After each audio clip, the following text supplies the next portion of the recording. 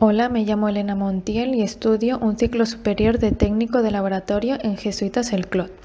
Mi destino de Erasmus fue Sicilia en el Hospital Hospedalería Hacienda Papardo de Mesina. Estuve trabajando en la sección de microbiología y virología.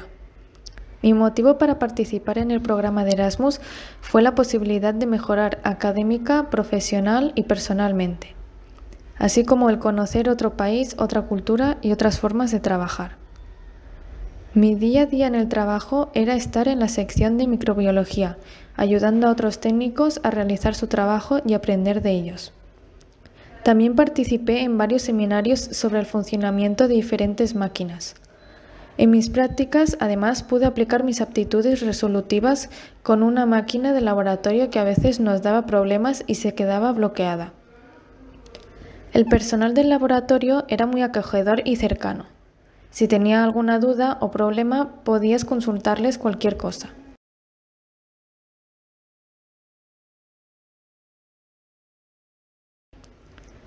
En mi tiempo libre aprovechaba para dar una vuelta por Mesina e ir a la playa, y también realicé diferentes excursiones con compañeros que estaban en la isla.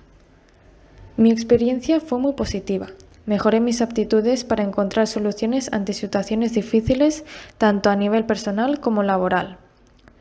Para futuros candidatos de Erasmus les recomendaría hacerlo, ya que es una oportunidad única que no siempre puedes tener.